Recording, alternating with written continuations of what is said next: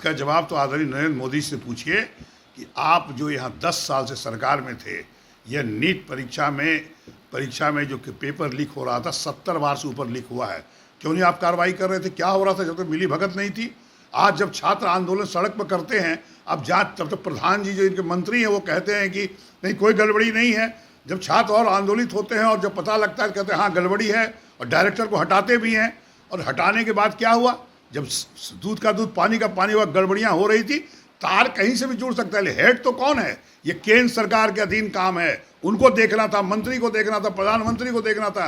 जनता ही उनसे जवाब पूछ रही है और आपके माध्यम से हम भी पूछना चाहते हैं, गड़बड़ी कैसे हुई? आप कहते हैं सुशासन की सरकार है, क्यों गड़बड़ी हो रही थी? और खास करके बिहार में भी आपकी सरकार है, जो आप पूछ रहे हैं आखिर गड़बड़ी कैसे हुई, इसका जवाब आदरणीय नरेंद्र मोदी प्रधानमंत्री को, छात्रों को देना होगा। पनोरमा ग्रुप, जो सोचता है वो करता है। आपके अपने सपनों का आशियाना। नमस्कार, आप देख रहे हैं सिटी पोस्ट लाइव और मैं हूं आपके साथ हर्षिता प्रताप सिंह। कांग्रेस के वरिष्ठ नेता और विधायक अजीत शर्मा ने एनडीए सरकार पर जोरदार निशाना साधा है। कई मुद्दों को लेकर एनडीए सरकार के सामने सवाल खड़ा किए हैं। आपको बता दें, एनडीए सरकार पर गंभीर आरोप लगाते हुए अजीत शर्मा ने कह डाला है कि नीट पेपर लीक जो मामला है उसमें एनडीए सरकार की संलिप्तता है और ये बात अब साफ साफ नजर आ रही है। तो वहीं आपको बता दें कि बीते एक हफ्ते में बिहार में कल तीसरी बार मोतिहारी में एक पुल गिरा है, जिसको लेकर उन्होंने एनडीए सरकार पर निशाना साधा है। क्या कुछ कहा है, पहले आप ये बयान सुने। नहीं, विपक्ष मजबूत दिख नहीं रहा है। विपक्ष मजबूत है, जनता ने चुना है, इसे दिखना नहीं है।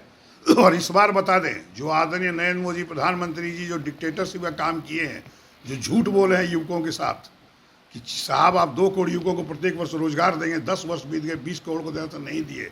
महंगाई, वो कहते थे कि आदरणीय मनमोहन सिंह को महंगाई का मौत शब्द नहीं आता, जो हमारे प्रधानमंत्री थे। महंगाई आकाश छू रहा है। गैस 400 रुपये थे, आज 1100 हो गए।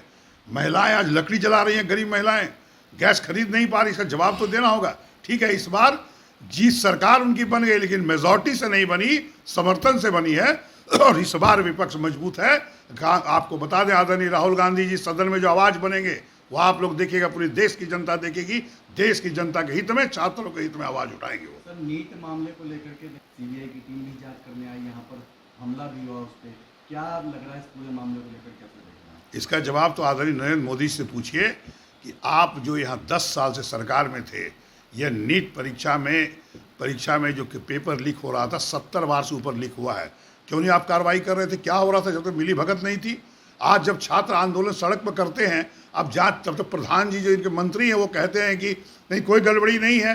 जब छात्र और आंदोलित होते हैं और जब पता लगता है कहते हैं हाँ गड़बड़ी है, और डायरेक्टर को हटाते भी हैं। और हटाने के बाद क्या हुआ?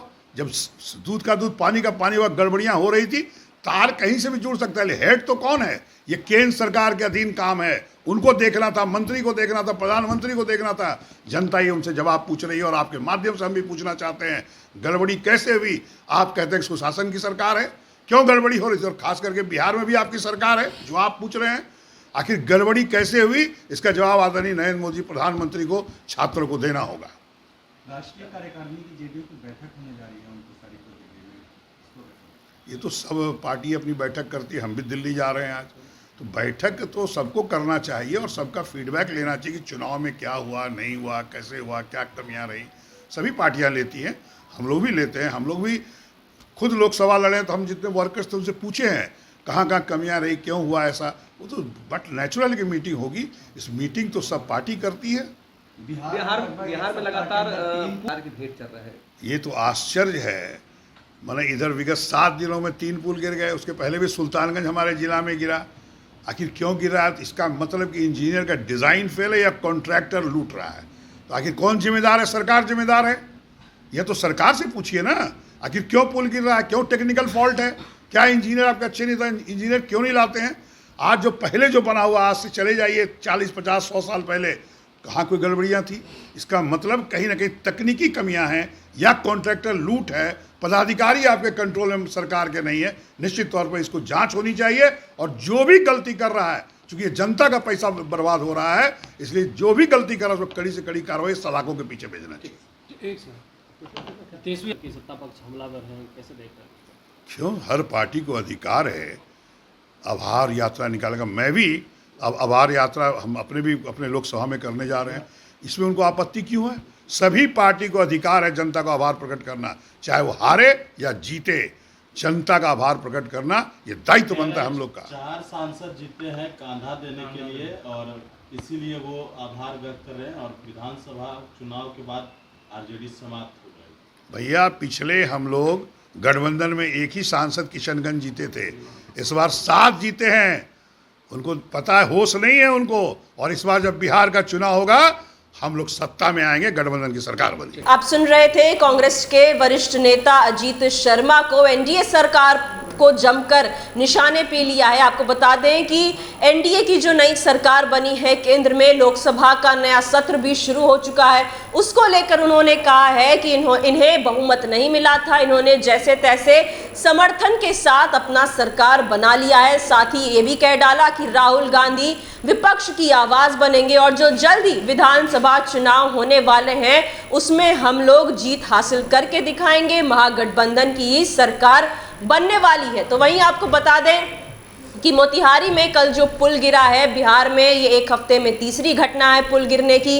इसको लेकर एनडीए सरकार को घेरा, साथ ही साथ नीट पेपर लीक मामले को लेकर भी गंभीर आरोप लगाया। पूरे मामले में एनडीए सरकार की संलिप्तता होने की बात कह दी। क्या कुछ कहा अजीत शर्मा ने, हमने आपको सुनाया। फिलहाल इस खबर में इतना ही। आप आगे की खबरों के लिए देखते रहिए सिटी पोस्ट लाइव। इस वीडियो को लाइक करें, शेयर करें और चैनल को सब्सक्राइब करना ना भूलें। धन्यवाद।